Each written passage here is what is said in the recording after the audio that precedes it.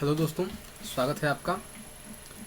तो जैसा कि आप जानते हैं, कल जो टेलीग्राम पे जो क्यूज हुआ था उसमें मैथ का क्यूज हुआ था और उसी क्वेश्चंस को आज इस वीडियो में मैं एक्सप्लेन करने वाला हूं। तो चलिए सेशन को स्टार्ट करते हैं और देखते हैं पहला क्वेश्चन क्या है।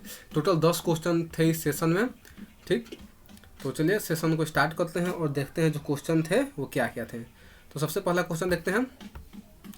सबसे पहला क्वेश्चन है हमारा, 100 में ऐसी कौन सी सबसे छोटी संख्या जोड़ी जाए ताकि परिणामी संख्या 6 से पूर्णतः विभाज्य हो जाए। यानी कि 100 के बाद वह कौन सी संख्या है जो कि 6 से पूर्णतः विभाज्य होगी। तो देखिए, इसका तो सबसे एक आसान सा एग्जाम्पल है कि हम क्यों ना एग्जाम्पल से देख लें। तो जब हम एग्जाम्पल से देखेंगे तो देखिए, अगर हम 100 में 2 जोड़ते हैं, अगर 100 में 2 जोड़ेंगे तो कितना हो जाएगा, 102 होगा, 102 हो जाएगा, ठीक। अब 102 6 से कटेगा नहीं, इसके लिए हम 6 से विभाज्यता का हमें नियम पता होना चाहिए। तो 6 से विभाज्यता का नियम ये होता है कि यदि कोई संख्या 2 से और 3 से, 2 और 3 दोनों से कटती हो तो वो संख्या किस चीज़ से कटेगी, वो 6 से कट जाएगी। तो यहाँ पे 102 जो है वो 2 से भी कटती है, क्योंकि इसके लास्ट में 2 है तो ये 2 से कटेगी, और 3 से भी कटेगी, क्यों, क्योंकि 2 और 1 3 जोड़ेंगे तो ये 3 से कट जाएगा। तो जब 102 2 और 3 दोनों से कट रहा है तो जाहिर सी बात है कि ये 6 से भी कट जाएगा। तो एक तो इस तरह से हम बना सकते हैं। दूसरा तरीका है जो कि यहाँ पे देखिए बनाया गया है। सबसे पहले हम क्या करेंगे, 100 में 6 से भाग देंगे।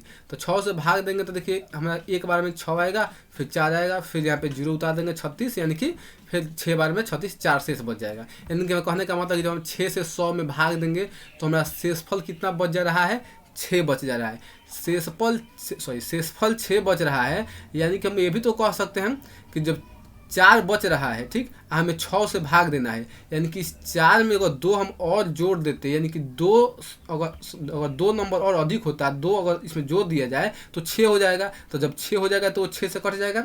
तो इस आधार पर हम क्या करते हैं कि जो हमारा ये भाजक होता है, भाजक में से जो शेष बचता है उसको घटाते हैं। तो शेष घटाएंगे तो 2 आया, तो यानी कि यही 2 हम अगर इसे 100 में जोड़ देंगे तो कितना आ जाएगा, 102 आ जाएगा, जो कि क्या हो जाएगा, 6 से पूर्णतः विभाजित हो जाएगा। तो हमारा आंसर क्या हो जाएगा, 2 हो जाएगा। इसमें हम क्या जोड़ेंगे, 2 जोड़ देंगे, ठीक।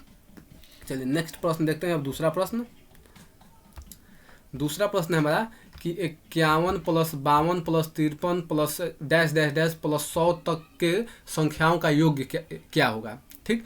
तो देखिए यहाँ पे हम एक आपको फॉर्मूला बताता हूँ, देखिए जो कि लिखा गया है कि लगातार n प्राकृतिक संख्याओं का योग, लगातार n प्राकृतिक संख्याओं का योग अगर दिया हो तो उसका फॉर्मूला क्या होता है, n into n plus 1 by 2 होता है। n into n plus 1 by 2, यहाँ पे 2 छूट गया है, आपको बता दें, समझ लीजिए, n into n plus 1 by 2 होता है। तो हमें निकालना कितना है, हमें निकालना है 51 से 100 तक। यहाँ पे लगातार 1 से तो दिया नहीं है, तो हम ये भी तो लिख सकते हैं कि 1 से लेकर 100 तक के संख्याओं को जोड़ दे और उसमें से 1 से लेकर 50 तक के संख्याओं का योग घटा दे, तो हमें 51 से लेकर 100 तक के संख्याओं का योग पता चल जाएगा। तो चलिए हम वही करते हैं सबसे पहले। तो जब हमें 1 से लेकर 100 तक के संख्याओं का योग निकालना होगा तो हम क्या लिखेंगे, n यानी कि 100, n प्लस 1 यानी कि 101 बटा 2। तो 100 प्लस 101 बटा 2, उसमें से घटा क्या देंगे तो 1 से 50 तक के संख्याओं का योग, तो हो जाएगा 50 गुने 51 बटा 2।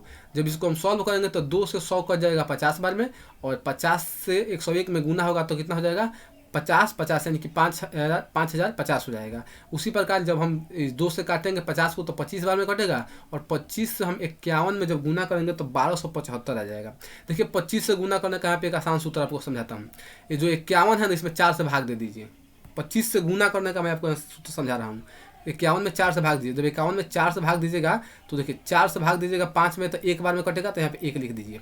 बचा कितना शेष, 1 बचा, और यहाँ पे भी 1, तो एक कितना बचा, टोटल 11 बचा। अब 11 में जब 4 से भाग देंगे तो 2 बार में 8 आ जाएगा, तो यहाँ पे देखिए 2 लिख दिए। शेषफल कितना बच जाएगा, शेषफल हमारा 3 बच जाएगा। तो उस 3 को क्या कीजिए, 25 से गुना कर दीजिए, यानी कि 75 हो जाएगा। तो हमारा कितना हो जाएगा, 1275। यानी कि 5050 में से 1275 को घटा दें तो हमारा आंसर पता चल जाएगा। तो 50 में से अगर 1275 को जब हम घटाएंगे तो आंसर क्या हो जाएगा, 3775, जो कि आंसर यहाँ पे देखिए लिखा गया है 3775। चलिए अब तीसरा प्रश्न देखते हैं। तीसरा प्रश्न हमारा देखिए, 9.1/3 प्लस 19.2/3 प्लस 20.3/4 प्लस 19.1/4 इसको जोड़ना है। तो देखिए इसको जोड़ने का सबसे आसान तरीका देखिए क्या होता है।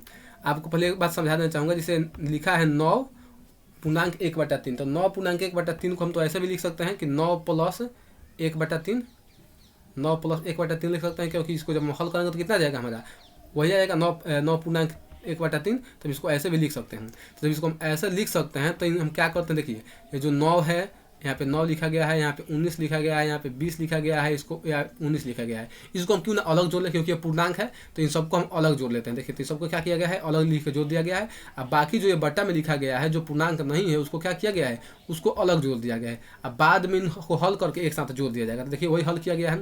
जब इन सबको जोड़ेंगे चारों को तो कितना जाएगा, 67 आ जाएगा। और इसको जब हल करेंगे तो इन 3 और 4 का लघुत्तम 12 आएगा। और 3 से 12 कटेगा 4 बार में, तो ऊपर 4 से गुना। तो वैसे ही 3 से 12 कटेगा 4 बार में, तो ऊपर 4 से जब गुना करेंगे तो 8 हो जाएगा। यहाँ पे 4 से 3 बार में कटेगा तो ऊपर 3 से गुना होगा तो 9, फिर 4 से 3 बार में कटेगा तो ऊपर 3 से गुना होगा तो 3 ही। अब इसको जोड़ देंगे तो कितना आ जाएगा, 24/12। जब इसको काटेंगे तो 2 आएगा। अब इस 2 को क्या करेंगे, 67 में जोड़ देंगे तो हमारा आंसर क्या हो जाएगा, 69, यानी कि 69। हाँ सॉरी 69 हमारा क्या हो जाएगा, आंसर हो जाएगा। डी वाला ऑप्शन जो है हमारा क्या हो जाएगा, आंसर हो जाएगा। चलो अब नेक्स्ट प्रश्न देखते हैं हम। अगला प्रश्न, चौथा प्रश्न देखिए, प्रथम 15 विषम संख्याओं का योग कितना होगा, क्वेश्चन है हमारा। ठीक, प्रथम 15 विषम संख्याओं का योग क्या होगा। देखिए इसमें 50% लोगों ने इसका उत्तर सही दिया है।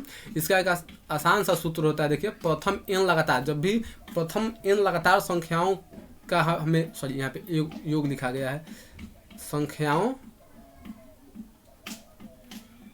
हाँ ठीक है सॉरी सब ठीक है सॉरी, प्रथम लगातार n विषम संख्याओं का जब योग पूछे तो हम क्या करेंगे, वहाँ पे हमारा सूत्र हो जाएगा n का स्क्वायर। बहुत ही सिंपल सूत्र है, n का क्या कर देना है, हमें स्क्वायर कर देना है। जब भी हमें प्रथम n लगातार संख्याओं का योग पूछे तो हम n का स्क्वायर कर देते हैं। तो देखिए प्रथम कितने संख्याएं हैं, तो प्रथम 15 संख्याएं हैं। तो यानी 1 से लेकर 15 तक के संख्याओं का योग क्या हो जाएगा, तो हम n का स्क्वायर कर देंगे, यानी कि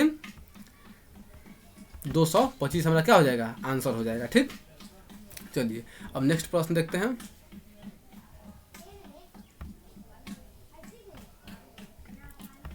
अगला प्रश्न है हमारा,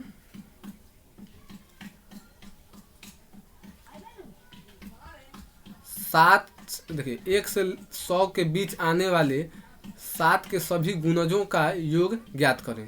ठीक, 1 से 100 के बीच आने वाले सभी 7 के गुणजों का योग ज्ञात करें। देखिए इसको कैसे बनाएंगे, क्वेश्चन नंबर 5 है। ठीक, यहाँ पे हम देखिए तो लिख सकते हैं कि 7 प्लस 14, चूंकि 7 का जब गुणज है तो यानी 7 का पहला, तो 7 का पहला कैसे होता है, तो 7 का 7 7 14 से बढ़ते बढ़ते हम कहाँ तक जाएंगे, 100 के पहले तक, यानी कि 98 तक चल जाएंगे हम। ठीक, 7 से लेकर 98 तक। अब इनका योग पूछ रहा है, तो सबसे पहले हम ये ज्ञात करेंगे कि आखिर ये 7 से लेकर 98 तक कितनी संख्याएं हैं, यानी हम n ज्ञात करेंगे। तो देखिए किसी भी संख्या में हम जब n ज्ञात करना हो तो हमारा ये सूत्र लग जाएगा। कोई भी संख्या में हम जब n ज्ञात करना हो तो ये सूत्र लग जाएगा। सूत्र क्या है, l, जो है l क्या होता है अंतिम पद, a क्या होता है प्रथम पद, और d क्या होता है उसका क्या बोलते हैं, उसका अंतर होता है। ठीक, और उसमें 1 जोड़ दिया जाता है। तो देखिए यहाँ पे अंतिम पद क्या है, 98 है, प्रथम पद क्या है, a है। जब 98 में से हम 7 घटाएंगे तो 98 में से 7 घटाएंगे, बट्टा में 7 हो जाएगा, क्योंकि पदांतर कितना है, सब में 7 7 का अंतर है, तो यहाँ पे 7 हो जाएगा। अब प्लस 1 कर देंगे। अब देखिए 98 में से जब 7 घटाएंगे तो 91 आएगा। 91 में जब हम 7 से भाग देंगे तो 13 आएगा, और 13 में 1 जोड़ देंगे तो 14। यानी कि हम कह सकते हैं कि टोटल यहाँ से यहाँ तक कितनी संख्याएं हैं, तो टोटल 14 संख्याएं हैं। अब इनका योग ज्ञात करना है, तो हमें n निकला, क्या निकला, n। अब हम इसका योग ज्ञात करेंगे। तो योग भी ज्ञात करने के लिए, चाहे किसी भी चीज़ का योग ज्ञात करने के लिए हो, ये एक सटीक फार्मूला है, किसी भी चीज़ का आप योग ज्ञात कर सकते हैं। यहाँ पे देखिए फार्मूला क्या है, l+1, यानी कि अंतिम पद प्लस प्रथम पद। तो यहाँ पे अंतिम पद क्या है 98, प्रथम पद क्या है 7, इसको जोड़ देंगे, बटा 2 लिख देंगे, 2 से इसको भाग देंगे, गुना क्या करेंगे, तो जो n आया था, तो n कितना आया था 14, तो 14 से क्या करेंगे, गुना कर देंगे। अब देखिए यहाँ पे जब 2 से काटेंगे तो 2 से 14 कट जाएगा। ठीक, 7 बार में, और 98 और 7 को जोड़ेंगे तो 105 आएगा, और 105 में जब हम 7 से गुना करा देंगे तो कितना आ जाएगा, 735 आ जाएगा। तो 7 हमारा 35 आ जाएगा आंसर, जो कि देखिए 58% लोगों ने इसका सही आंसर दिया है। चलिए हम नेक्स्ट देखते हैं। अगला प्रश्न, छठा प्रश्न देखते हैं हम।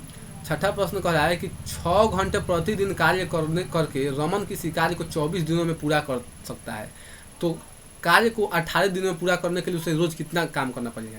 एक कोई काम है, ठीक, कोई काम है जो कि अगर उसको 6 घंटा रोज करता है तो 24 दिन उसको लगते हैं, लेकिन उसको कहा जा रहा है कि नहीं, उसको तुमको 18 दिनों में ही कर देना है, तो उसको कितना मतलब एक दिन में कितना घंटा काम करे। तो ये देखिए, ये जो प्रश्न एक तुलना करने पर आधारित है।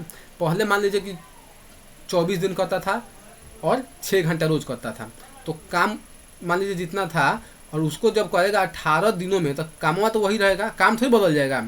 काम पहले जितना था काम उतना ही है, तो यानी कि काम दोनों का बराबर है, तो इन दोनों को हम क्या करेंगे, तुलना कर देंगे। यहाँ पे लिख देंगे 18 गुने x, यहाँ पे कितना घंटा करेगा हमको पता नहीं है, और यहाँ पे लिख देंगे 24 गुने 6, चूँकि हमको पता है कि 24 दिन 6 घंटा रोज काम करेगा।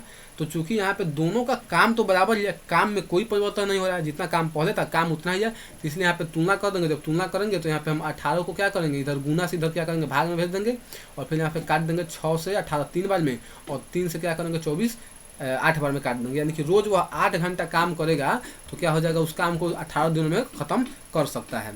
ठीक, तो इस तरह का हमारा आंसर क्या हो जाएगा, 8 हो जाएगा, जो कि 62% लोगों ने इसका सही उत्तर दिया है। चलिए नेक्स्ट प्रश्न देखते हैं। अगला प्रश्न है मेरा, किसी आयताकार क्षेत्र की लंबाई तथा चौड़ाई का अनुपात 4:3 है। यदि आयताकार क्षेत्र का परिमाप 70 मीटर हो तो उसकी चौड़ाई ज्ञात कीजिए। चलिए, ये रेशियो पर आधारित प्रश्न है, हमें मीटर में उसकी चौड़ाई ज्ञात करनी है। तो देखिए, जो लंबाई है और ये चौड़ाई है, तो इसका अनुपात कितना दिया है, 4:3। तो हम इसको लिख सकते हैं लंबाई बराबर 4x और चौड़ाई बराबर 3x, क्योंकि अगर लंबाई 4 होगा तो लंबाई अगर 4 सेंटीमीटर होगा तो चौड़ाई कितना होगा, 3 मीटर होगा। अगर लंबाई 8 मीटर कर दी जाए तो चौड़ाई कितना हो जाएगा, 6 मीटर हो जाएगा। अगर लंबाई 12 मीटर कर दी जाए तो चौड़ाई कितना हो जाएगा, 9 मीटर। यानी कि दोनों में जब गुना होगा तब एक ही अंक से होगा, तो इसलिए हम लिख सकते हैं लंबाई बराबर 4x और चौड़ाई बराबर 3x। अब देखिए, आयत का परिमाप क्या होता है, तो आयत का परिमाप का सूत्र होता है 2 × L + B, यानी कि 2 गुने लंबाई प्लस चौड़ाई।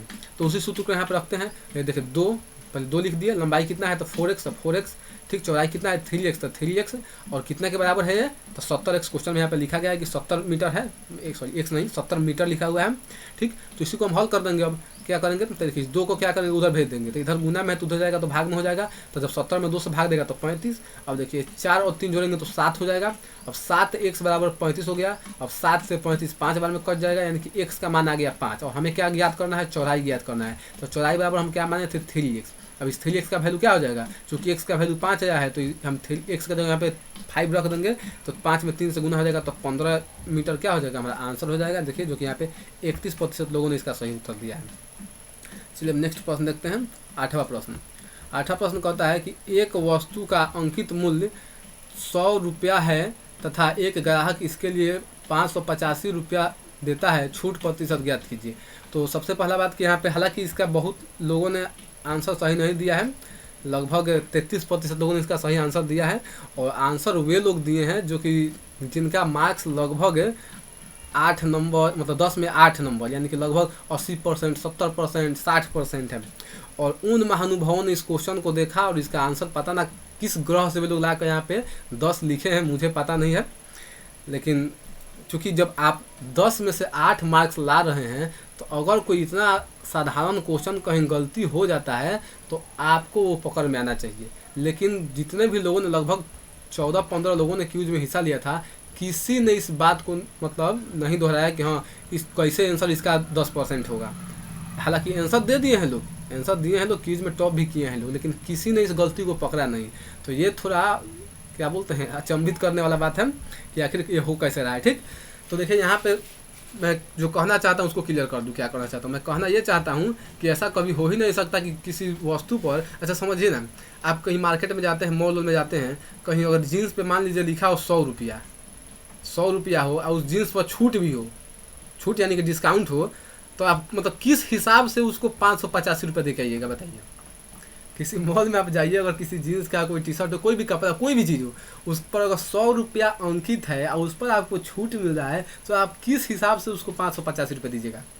तो जाहिर सी बात है ये क्वेश्चन क्या है, गलत है। यहाँ पे क्वेश्चन में था, मतलब जो मैं सेट करना चाहता था वहाँ पे लिखना था मुझे 650, लेकिन बाई मिस्टेक टाइप हो गया है 100। और आप लोगों में से जो देखिए जिनका नंबर कम है उनसे तो मुझे कोई शिकायत नहीं है, लेकिन जो जितने टॉपर लोग हैं वो लोग क्या कर रहे थे, उन लोगों को तो पकड़ना चाहिए था क्वेश्चन, लेकिन किसी ने क्वेश्चन पूछा नहीं। ठीक, तो चलिए इसको मैं सही क्वेश्चन मान के बनाता हूँ। यहाँ पे 650 हम मानेंगे 100 के बदला में कि एक वस्तु का अंकित मूल्य कितना है, 650 रुपया है तथा ये ग्राहक उसको कितने में खरीदता है, तो 585 रुपये में खरीदता है, तो उसको छूट कितना प्रतिशत मिला। तो चलिए अंकित मूल्य कितना है, अंकित मूल्य है 650 रुपया। अंकित मूल्य कितना है, 650 रुपया है। ठीक, इसका अंतिम मूल्य का मतलब हुआ जब वो ग्राहक बिल का भुगतान किया तो कितना रुपया दिया, 585 रुपया। 500 कितना दिया, 85 रुपया। यानी कि टोटल अंतर कितना हुआ, अंकित मूल्य और अंतिम मूल्य के बीच अंतर कितना हुआ, तो अंतर हुआ 65 रुपये का। अब यही ना हमें पता करना है कि 65 रुपया जो है 650 का कितना प्रतिशत है, क्योंकि जो छूट दिया गया है अंकित मूल्य पर नहीं छूट दिया जाएगा। इस बात को याद रखिएगा, जब कभी भी हमें डिस्काउंट मिलता है, मान लीजिए हम कोई कपड़ा खरीदते हैं तो डिस्काउंट किस पे मिलता है, जो हमें अंकित जो उस पर अंकित मूल्य लिखा रहता है उस पर हमें डिस्काउंट मिलता है। तो डिस्काउंट हमें मिलेगा 650 रुपये पर। तो वही हमें पता करना है कि 650 का 65 जो है कितना प्रतिशत है। तो जाहिर सी बात है कि यहाँ पे हम जीरो हटा देंगे तो क्या हो जाएगा, पता चल जाएगा कि 10% है। अगर वैसे ना पता होता है ऐसे भी आप निकाल सकते हैं कि 650 का x% बराबर 56, तो x का मान ज्ञात कीजिए, तो परसेंट हटेगा तो बटा में 100 लगेगा, 1 जीरो से 1 जीरो खत्म, बाद में 10 जाएगा उधर तो 650, और 650 65 10 बार में कट जाएगा, यानी कि क्या हो जाएगा हमारा x का मान हो जाएगा 10%। यानी 10% हमारा आंसर तो 10% होगा, लेकिन क्वेश्चन जो लिखा गया है क्वेश्चन गलत था। यहाँ पे 100 की जगह क्या होना चाहिए था, 650 होना चाहिए था। चलिए तो नेक्स्ट क्वेश्चन देखते हैं। और आप लोग धांधली कम किया कीजिए, जो आए वही बनाइए, जो नहीं आए उसको छोड़िए भाई। ठीक, सीखने के लिए आप लोग क्विज में भाग लीजिए, ये नहीं कि मुझे टॉप करना है, टॉप करके तीर मार लीजिएगा। ठीक, कुछ नहीं कर पाइएगा टॉप करके यहाँ पे। तो जहाँ टॉप करना है वहाँ टॉप कीजिएगा। यहाँ पे आप मेरा मतलब ये आपसे सलाह है, क्योंकि मुझे लगता है आप जितने लोग उस ग्रुप में हैं उनसे लगभग मैं सबसे सीनियर हूँ, तो आप लोगों से सलाह दूंगा कि आप वहाँ पे सीखने के लिए क्विज में भाग लीजिए। आप वहाँ से सीखिए, जो नहीं समझ में आए पूछिए, इसलिए भाग मत लीजिए कि मुझे टॉप कर जाना है। टॉप करके आप कोई तीर नहीं मारिएगा। ठीक, तो चलिए अब अगला प्रश्न देखते हैं हम। अगला प्रश्न है 9वां प्रश्न। एक वस्तु का अंकित मूल्य उसके लागत मूल्य से दोगुना है। ठीक, एक वस्तु का अंकित मूल्य उसके लागत मूल्य से क्या है, दोगुना है, और उस पर 30% लाभ प्राप्त करने के लिए छूट प्रतिशत क्या होगी। मान लीजिए एक दुकानदार है और मान लीजिए कि वो क्या करता है, वो 100 रुपया में कोई सामान खरीदता है। 100 रुपया में क्या करता है, कोई मान लीजिए छोटा सा कोई मान लीजिए टी शर्ट ही वो 100 रुपया में खरीद कर लाता है टी शर्ट, लेकिन उस टी शर्ट पर लिखा हुआ कितना है, 200 रुपया लिखा हुआ है। अब उसको क्या करना है कि 30% लाभ कमाना है। तो ये बताइए 30% लाभ किस पे कमाएगा, 100 रुपये पे कमाएगा कि 200 रुपये पे कमाएगा। तो पिछला क्वेश्चन के अनुसार ये मत सोच लेगा कि अंकित मूल्य पर कमाएगा, क्योंकि अंकित मूल्य पर छूट मिलता है, लाभ नहीं होता अंकित मूल्य पर। अंकित मूल्य पर जब आप खरीदेगा तो वहाँ पे आपको डिस्काउंट मिलेगा, लेकिन हमें तो बेचना ना है, जो ये खरीद के लाया है 100 रुपये में, इसको तो लाभ कमाना है। तो लाभ किस पे कमाएगा, लाभ हमेशा क्रय मूल्य पे कमाया जाता है। ठीक, तो 100 रुपये में खरीद के लाया है, यहाँ पे माना गया है 100 रुपया, 100 रुपया क्वेश्चन में लिखा नहीं है, माना गया है। तो 100 रुपये में मान लीजिए खरीद कर लाया, अंकित मूल्य पर 200 रुपया है, और उसको चाहिए कितना, 30% लाभ चाहिए। तो 30% लाभ के लिए उसका विक्रय मूल्य कितना होना चाहिए, उस टी शर्ट का 130 रुपया होना चाहिए। जब 100 रुपये में हम खरीद के लाए, हमें 30% लाभ चाहिए, तो हम कितना पे बेचेंगे, 130 रुपया में उसको हम बेचेंगे। अब पूछ रहा है कि जब हम 30% लाभ कमाना है तो उसको हम छूट कितना प्रतिशत दें, हम कितना प्रतिशत ग्राहक को छूट दें कि हमें 30% लाभ हो। तो बेचना है हमें 130 पर, खरीदना है कितना में, 200 में। तो हमें कितना अंकित मूल्य पर मतलब कितना कम करना है, तो हमें कम कितना करना है, तो 70 रुपया कम करेंगे, 70 रुपये कम करेंगे, क्योंकि हमें बेचना है 30 रुपया, 130 रुपया में खरीदे हैं 200 में, तो 70 रुपया कम करना है। अब देखिए, अब यहाँ पे जो 70 रुपया कम किया जा रहा है, ये क्या हो रहा है, डिस्काउंट है। ये क्या है, डिस्काउंट। तो ये किस पे निकलेगा, ये निकलेगा अंकित मूल्य पे। तो अंकित मूल्य कितना है, 200 रुपया। तो 200 रुपया का 70 कितना प्रतिशत होगा, तो आप निकाल सकते हैं 200 रुपया का x% बराबर 70। वैसे ही आप काटिए 200 से, जब यहाँ से परसेंटेज हटाएंगे तो बटा में 100 आएगा, 2 जीरो से 2 जीरो खत्म, और यहाँ पे क्या 70 है, तो ये 2 हो जाएगा तो भाग में हो जाएगा, तो 70 से 2 में भाग लगाएंगे 35%। यानी कि हम टोटल 200 पर 35% का छूट दें तो हमें 30% क्या होगा, लाभ प्राप्त होगा। ठीक, तो उम्मीद है क्वेश्चन समझे होंगे आप। चलिए नेक्स्ट प्रश्न देखते हैं, जो आखिरी प्रश्न है, 10वां प्रश्न। 10वां प्रश्न देखिए, रेशियो से संबंधित है। ये बोलता है कि यदि B रेशियो A यानी कि B अनुपात A जो है बराबर है 2:3 के, और A अनुपात C जो है बराबर है, समानुपात है यानी कि 5:7 के। तो क्वेश्चन पूछा है A प्लस बी अनुपात B प्लस सी क्या होगा। तो देखिए सबसे पहले हम निकाल लेते हैं बी ए और ए सी अलग अलग दिया है, तो तीनों का हम अनुपात निकाल लेते हैं एक साथ। तीनों का अनुपात निकालने का फॉर्मूला क्या होगा, चूंकि ए दोनों में है तो हम पहले क्या लिखेंगे बी ए सी, पहले यहाँ पे लिख देना है, ठीक। बी ए सी देखिए यहाँ पे लिख दिए हैं। उसके बाद क्या करेंगे, जो जो दिया गया है पहले वो लिखें। तो क्या दिया गया है, दिया है बी ए, तब बी कितना दिया है 2 दिया है, तो यहाँ पे 2 देखे लिख दिए हैं। और ए कितना दिया है 3, तो 3 लिख दिए हैं। उसी प्रकार अब दिया है ए सी, तो ए सी कितना दिया है, ए दिया है 5 और सी दिया है 7, तो इसे उतार देंगे। अब देखिए ये और ये जगह खाली बच जा रहा था, तो जो जगह खाली बच जाए उसके बगल वाले से वहाँ उतार देंगे हम।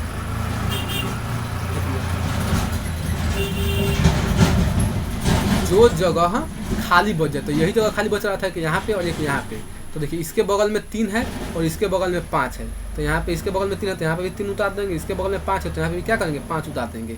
अब देखिए गुना कर देंगे, तो 5 दूना का 10 हो जाएगा, 3 पचे 15 हो जाएगा, 3 सत्ते 21 हो जाएगा, ठीक।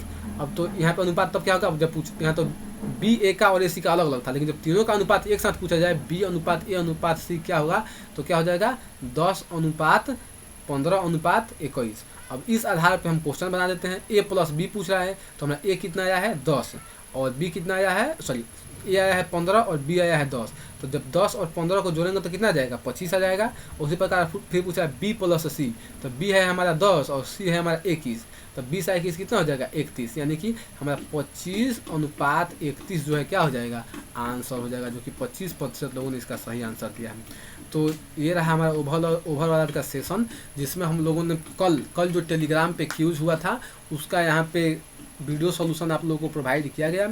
उम्मीद है कि सारे क्वेश्चन जो आपको समझाएंगे समझ में आ गए होंगे। अगर फिर भी कुछ नहीं समझ में आया हो तो आप टेलीग्राम पर मुझे पर्सनली मैसेज कर सकते हैं, वहाँ पर मैं आपको समझाने की कोशिश करूँगा।